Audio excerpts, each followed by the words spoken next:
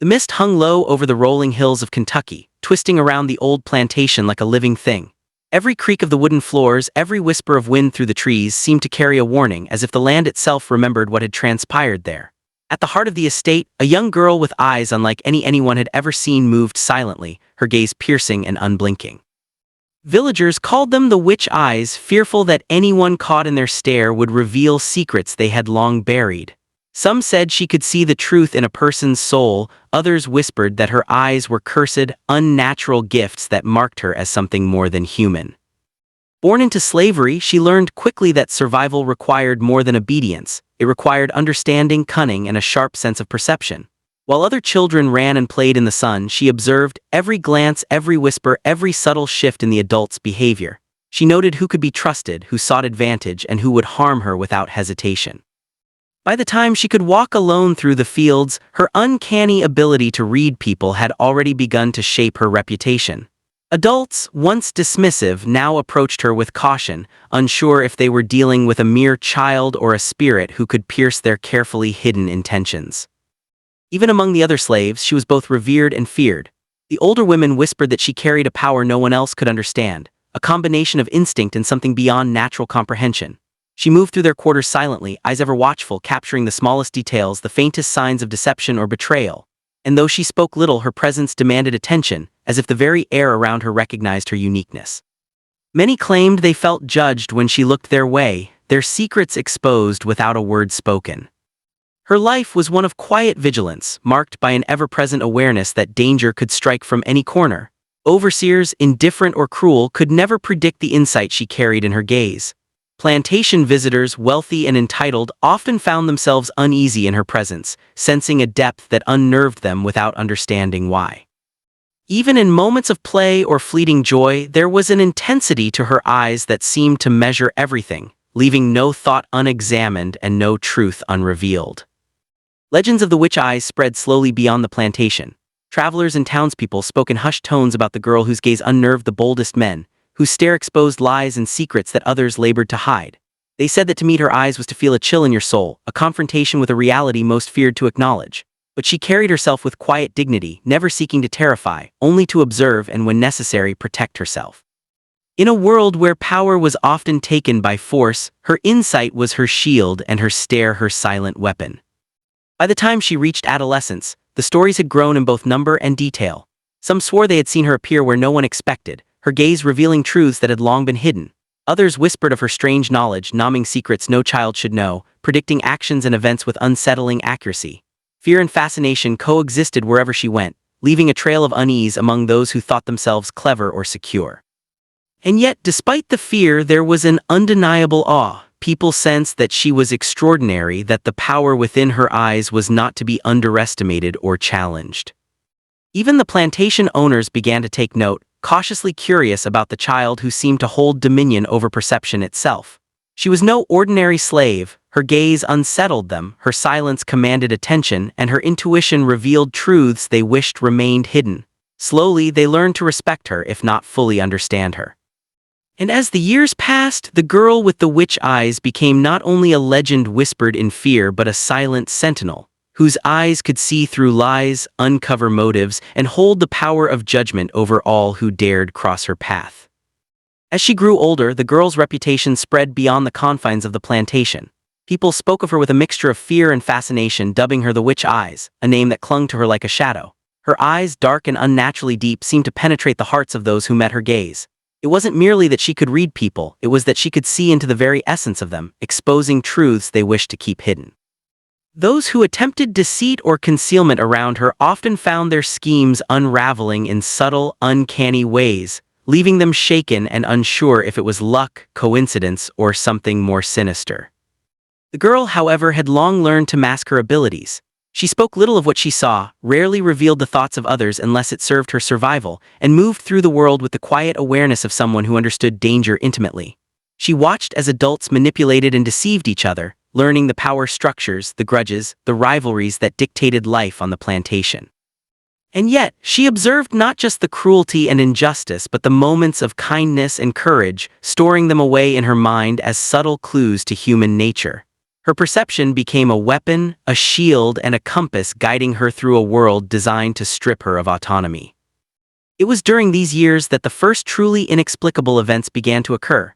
Shadows moved where no one had been, objects shifted without explanation, and whispers seemed to echo her thoughts before she spoke. The other slaves were wary, some avoiding her gaze altogether, while others treated her with reverence, believing she had a connection to something beyond the natural world. Even the overseers, hardened men used to controlling others with threats and punishment, hesitated in her presence, unsettled by the unnerving intensity of her stare. It became increasingly clear that her abilities were more than intuition, they were a force that touched the edges of the supernatural. One evening, as the sun dipped behind the rolling hills, she found herself alone in the far fields. A stranger approached, a drifter with secrets hidden in his mannerisms and eyes that darted nervously. When their gazes met, he froze, his bravado vanishing as though exposed under an invisible light. The girl watched silently as he fumbled, trying to mask his intentions, and realized that her perception had revealed his deceit before any words were exchanged. By the time he stumbled away, she understood that her power was growing, becoming sharper, more precise, and frightening in its accuracy. It was a revelation that thrilled her, yet also carried the weight of responsibility and danger. Rumors of the witch eyes reached the nearby town, carried by frightened travelers, gossiping neighbors, and those who had glimpsed her stare without understanding what they had experienced. They said she could uncover sins, predict actions, and unmask truths that were better left buried. Parents warned their children, adults whispered to each other in hushed tones, and even the plantation owner began to view her with a mixture of caution and curiosity. The girl, however, moved as though unaware of these tales, concealing the full extent of her abilities behind the guise of a quiet, observing child. Yet as her powers grew, so did the dangers. Some sought to test her, to challenge the legend, or to exploit the unknown force that seemed to dwell within her gaze. The girl met these challenges with subtle strategy and calculated observation, using her perception to outmaneuver those who underestimated her. Each encounter strengthened her confidence, sharpened her instincts, and further established her as a figure both feared and respected. People began to whisper that she could influence not only the thoughts of men and women but the course of events itself, guiding them in ways invisible yet undeniable. By the time she reached adolescence, the Kentucky slave girl had become more than a legend whispered in fear. She was a silent authority, a force whose presence commanded attention and respect. Her uncanny eyes had seen the best and worst of human nature, and she wielded that knowledge like a blade, precise and unyielding. Every glance, every observation, every subtle gesture became a tool to navigate a world filled with cruelty, ambition, and superstition. The witch eyes were no longer just a name. They were a symbol of power, intellect, and the enigmatic force that had begun to shape the fate of everyone around her. By the time she was 16, the legend of the witch eyes had grown to a near-mythical status across the surrounding hills and valleys. Travelers who passed the plantation spoke in hushed tones of the girl, whose gaze could unravel lies, foresee misfortune, and expose hidden intentions. Yet those who truly encountered her discovered that her power was not a simple trick or childish intuition. It was an almost supernatural awareness that seemed to pierce beyond the surface of reality. People became hesitant in her presence, unsure whether her silence concealed curiosity, judgment, or some unseen force they could not comprehend. The first direct test of her abilities came unexpectedly. One late afternoon, a group of drifters arrived near the outskirts of the plantation, their intentions unclear but radiating menace. Most slaves hurried to hide or keep out of sight, but she stood where they could see her, observing with those unnaturally deep eyes. As the men approached, boasting and brandishing weapons, they faltered under the intensity of her stare. Every subtle twitch, hesitation, or nervous glance that she caught revealed the cracks in their facade. By the time the overseer arrived, summoned by frightened voices, the intruders were already retreating, their bravado shattered by the silent, unwavering force of her presence. Word of the incident spread quickly, reaching the ears of those in nearby towns. People began to speak of her with awe and terror, embellishing the events, claiming that she could curse those who wronged her, foresee calamity, or see into the hidden desires and sins of men and women alike. Her eyes, dark and impossibly deep, were said to carry not just perception but judgment, an invisible authority that left witnesses unsettled and cautious. The girl, however, did not celebrate these tales. She knew that fear was both a tool and a shield, and she wielded it with quiet precision, careful not to draw attention to her own power more than necessary. But not all were convinced of the witch eye's force. Some sought to challenge her, to mock the legend, or to test the boundaries of what they believed was mere superstition. One evening, a young man, drunk and emboldened by disbelief, approached her in the quarters. He sneered, mocking the whispers of her supposed abilities. She met his gaze calmly, her eyes locking with his in an unflinching stare. The air seemed to thicken, tension rising until he faltered mid-sentence, words drying in his throat. He stumbled backward, pale and shaken, as if an unseen hand had exposed every falsehood and fear he carried. Others watched silently, a mix of disbelief and awe spreading among them, realizing that the witch eyes were far more than rumor. The girl's abilities extended beyond merely reading people. She began to notice patterns in events, a subtle awareness of danger and opportunity that others overlooked. Tragedies that seemed random could be predicted, schemes could be detected before they were fully formed, and moments of crisis could be navigated with a calm confidence that startled those around her. It was as if she were not merely observing the world but perceiving a deeper layer of reality where intentions, truths, and consequences converged. This growing awareness, combined with her unnerving gaze, further cemented her reputation as something extraordinary, perhaps even supernatural. Yet with every demonstration of her power, her life became more precarious. Fearful whispers could turn to dangerous attention, and those who doubted her or resented her abilities posed real threats. She learned to balance caution with strategy, using both perception and subtle manipulation to navigate every encounter. Even the plantation owners, while intrigued by her abilities, maintained a careful distance, wary of the force she represented. It was a delicate dance, one that required intelligence, patience, and a keen understanding of human nature. By the end of her 16th year, the Kentucky slave girl had evolved from a child with extraordinary eyes to a figure of profound influence. The tales of the witch eyes had reached every corner of the region, blending fear, awe, and fascination. She understood the power she held, yet she wielded it with deliberate care, shaping her destiny in a world that sought to deny her agency. Every glance she cast, every silent observation, and every subtle act of intervention was part of a larger strategy, a way to survive, protect herself, and assert control in a life where power was rare and often violently contested. As the Kentucky girl entered her 17th year, the balance of power around her shifted noticeably. Those who had once mocked or doubted the witch eyes grew cautious, sensing the keen awareness she carried in every gaze. The girl herself understood that perception was not enough, influence and strategy were equally crucial. She began to navigate relationships deliberately, identifying potential allies among the slaves who were loyal or perceptive, while subtly undermining those who might pose a threat. Her uncanny eyes became a silent instrument of authority, warning her of deception and revealing the intentions of all she observed. It was during this time that a new challenge arrived in the form of a mysterious overseer sent from a distant plantation. Harsh, calculating, and suspicious of the girl's reputation, he sought to test the stories surrounding her eyes. He ordered men to provoke her, attempting to unsettle her with threats, ridicule, and intimidation. Yet each encounter only highlighted her control. With a single measured glance, she revealed his insecurities, his doubts, and his fears, none of which he could openly admit. Slowly, he began to realize that she was no ordinary girl and that her presence carried consequences he could neither predict nor fully counter. Allies, too, emerged during this period, drawn to her quiet strength and insight. Older women in the quarters who had long observed her began to offer guidance and support, recognizing her rare intelligence. Young men, once fearful or skeptical, learned to approach her with deference, sensing the weight of her perception. Even those who might have been tempted to challenge her learned subtle lessons in caution, understanding that her stare could strip away pretenses and expose hidden motives. She had become a pivot around which the social dynamics of the plantation revolved, and she wielded that power with measured care. The supernatural tension surrounding her grew as well. Shadows seemed to linger unnaturally when she walked alone, and animals, dogs, horses, and even birds responded to her presence with unusual attentiveness. Stories began to emerge of her predicting events before they occurred, storms, accidents, and confrontations. Villagers whispered that her eyes did not merely see but somehow shaped reality, guiding actions and consequences with unseen hands. Even those skeptical of superstition could not deny the unnerving accuracy of her perceptions. One evening, during a gathering in the Great Hall, a dispute erupted among the men, threatening to escalate into violence. The girl stepped forward quietly, her eyes scanning each person, capturing subtle microexpressions and hidden intentions. With a calm voice and a carefully chosen word, she diffused the tension before it could explode. The men left, bewildered, carrying with them the undeniable impression that her presence had altered the course of events. This was the first major turning point. She realized that her abilities, when combined with strategy and timing, could shape the environment around her, ensuring her survival and influence in ways previously unimaginable.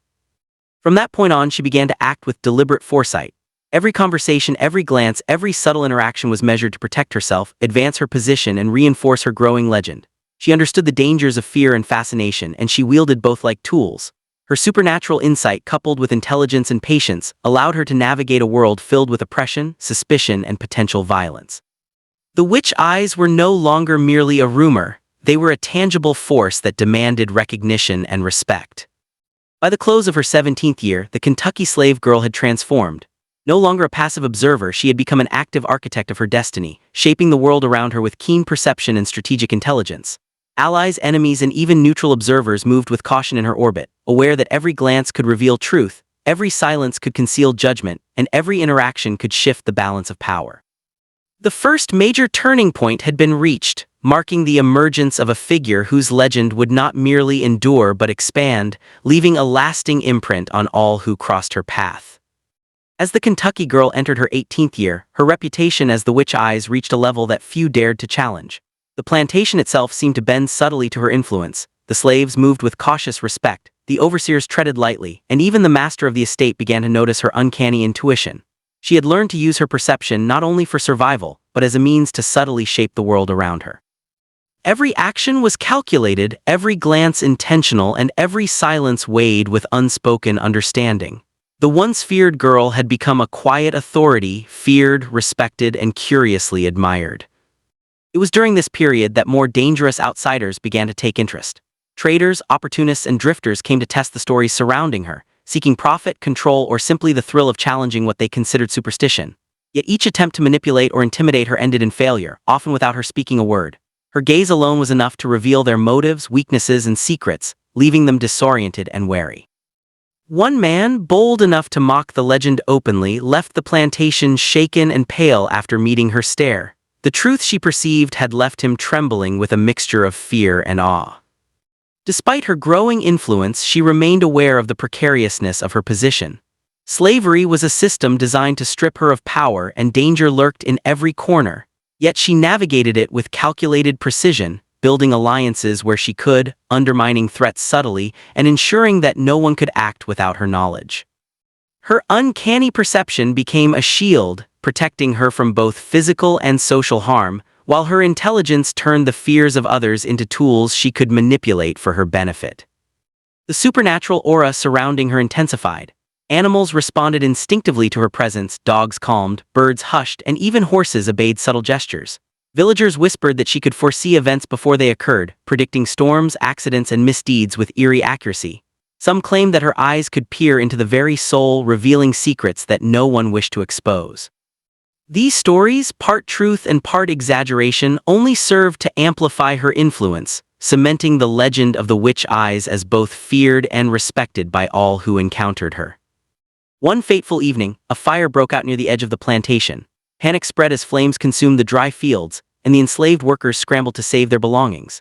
The girl moved calmly through the chaos, directing efforts with an authority that stunned even the seasoned overseers. Her eyes assessed danger, anticipated movements, and orchestrated a response that minimized damage and prevented loss of life. By the time the blaze was contained, the story of her decisive actions spread like wildfire, enhancing her reputation as not only perceptive but capable of extraordinary foresight and leadership in crises. It was clear by now that she had evolved into more than a child with unusual eyes. She had become a figure whose influence was undeniable, a master of observation, strategy, and subtle manipulation.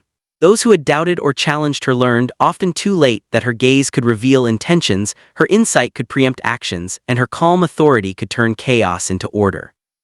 Every encounter, every calculated intervention, strengthened her legend and further ensured that she remained untouchable in her position of power. By the end of her 18th year, the Kentucky slave girl had secured a place in history that blurred the lines between reality and legend. Her witch eyes were no longer just a tale whispered in fear. They had become a symbol of intelligence, foresight, and the quiet, unstoppable force of a girl who had learned to master a world determined to suppress her. Allies, adversaries, and observers alike knew that to meet her gaze was to confront an insight that few could withstand, a power that would shape her destiny and the destiny of all around her, in ways no one could ignore. By her 19th year, the Kentucky girl's legend had spread far beyond the plantation, carried on the whispers of traders, neighbors, and those who had glimpsed the witch eyes. Her reputation became a cautionary tale for outsiders and a source of awe for those who lived in her shadow. Travelers spoke of her with hushed voices, warning children and adults alike not to meet her gaze, lest their secrets be laid bare. But while fear fueled the tales, it was her intelligence and precise observation that solidified her influence. She had become a force whose power extended beyond superstition into practical command of her environment. The first truly significant test of her abilities came in the form of a stranger from a neighboring county, a wealthy landowner known for his cruelty and arrogance. He had heard of the witch eyes and arrived with the intent to discredit her, confident that superstition could not withstand the weight of wealth and force. The girl, however, anticipated his arrogance. When he attempted to intimidate her with threats and derision, her calm stare met his head-on. She observed every twitch, every fleeting flicker of unease, and with subtle questions and measured words, she unraveled his bravado, exposing insecurities and hidden fears he had carried for years. He left the plantation humbled, shaken by a force he could not comprehend. Even the master of the plantation began to recognize that her power was extraordinary. While he had respected her insight for years, he now saw that her understanding of people and events transcended ordinary perception. She began guiding him subtly in matters of trade, labor disputes, and social alliances. Decisions he might have made impulsively were tempered by her counsel, shaped by her keen awareness and intuitive understanding of human nature. Slowly, the estate began to flourish under her unseen hand, demonstrating the tangible influence of her gifts. The supernatural tension surrounding her grew stronger. Animals reacted to her presence with uncanny attentiveness. Birds would silence in her proximity, and dogs would follow her with an almost reverential obedience. Even inanimate objects seemed to bend to her will, doors would creak open or shut at moments that seemed orchestrated, shadows shifted as if aware of her movement, and wind whispered at her approach. People began to claim that she could control events without touching them, that her gaze could bend reality to her insight. Some villagers even suggested that she was protected by a spirit or ancestral power, further amplifying her legend. Yet danger persisted, as envy and ambition often provoke action. Some sought to challenge her, to test the legend, or to exploit the mystique of her witch eyes. On more than one occasion, outsiders plotted subtle ambushes or schemes intended to humiliate or control her. Each time, she anticipated their moves, using her perception and strategic intelligence to protect herself and neutralize threats before they could manifest. Her ability to read intentions and manipulate outcomes ensured her continued survival while enhancing the aura of inevitability surrounding her. By the end of her 19th year, the Kentucky slave girl had transformed from a child feared for her gaze into a young woman whose influence, insight, and supernatural reputation commanded respect across counties. Her legend was no longer confined to whispers. It shaped the behavior of those who interacted with her, guiding actions, decisions, and allegiances without a single spoken command. Allies knew to heed her counsel, adversaries hesitated under the scrutiny of her eyes, and all who observed her began to sense that her power was not merely perception. It was destiny, quietly, inexorably shaping the world around her. By the time she reached her 20th year, the Kentucky girl had transcended the boundaries of mere legend. She had become a force that could not be ignored. The plantation, once a place of rigid hierarchies and fear, now existed in quiet deference to her insight. Slaves moved with cautious respect, overseers tempered their authority in her presence, and the master himself began to rely on her counsel not only for practical matters, but for decisions that shaped the entire estate. Her uncanny gaze, once feared as unnatural, had become a symbol of wisdom, strategy, and undeniable authority. Her influence extended beyond the plantation grounds. Neighbors, traders, and even distant landowners spoke of her with awe, curiosity, and trepidation. Some traveled miles just to catch a glimpse of the girl with the witch eyes, driven by fascination or fear, hoping to witness her abilities firsthand. Each encounter reinforced her reputation, yet she remained measured, revealing just enough to command respect without provoking overt hostility. The balance she struck between subtlety and authority ensured that no one could challenge her without first considering the unseen consequences. Confrontations became inevitable, but by now she had mastered them with ease. Attempts to test her, intimidate her, or manipulate her failed repeatedly, as she anticipated motives, calculated responses, and acted with precision. Her eyes, dark and penetrating, revealed truths that few could conceal, exposing both weakness and intent. Those who once sought to undermine her found themselves quietly realigned, their actions subtly guided by her insight. She had become not just a participant in the world around her, but its silent architect, shaping outcomes without force or proclamation. The supernatural aura surrounding her had only grown. Animals seemed attuned to her moods and intentions. The wind and shadows appeared to shift with her presence, and villagers whispered that her eyes could perceive events before they happened. Some believed she had a spiritual protector, while others insisted her gaze carried judgment that could not be evaded. Yet she remained grounded, using her abilities not for spectacle but for influence, survival, and the careful orchestration of her place in a world that had sought to suppress her. Her legacy was cemented through both power and subtlety. Those who had once doubted or challenged her learned, often too late, that her perception and intellect were forces of nature in their own right. She had navigated threats, rivalries, and social hierarchies with a combination of strategy, courage, and extraordinary awareness. Allies were strengthened by her guidance, adversaries subdued by her insight, and even the indifferent or skeptical could not escape the quiet gravity of her presence. The witch eyes were no longer a whispered fear but a recognized authority, shaping the lives and actions of all who came near. In quiet moments, she reflected on her journey, the years of observation, calculation, and careful maneuvering that had brought her to this pinnacle. Every glance, every measured word, and every subtle intervention had been a step toward mastery over both the social and supernatural dimensions of her world. She had turned fear into respect, superstition into influence, and her unnatural eyes into a symbol of unassailable power. The Kentucky slave girl had not only survived but had transformed her destiny, commanding both attention and reverence in a society designed to strip her of agency. By the end of her 20th year, the witch eyes had become a legend immortalized in the whispered stories of the region. Her life was proof that intelligence, patience, and perception could overcome oppression, fear, and the limitations imposed by birth and circumstance. She had mastered the delicate balance between fear and fascination, power and subtlety, reality and the supernatural. The Kentucky slave girl with the unnatural eyes had emerged not merely as a survivor, but as a figure whose influence, insight, and legacy would echo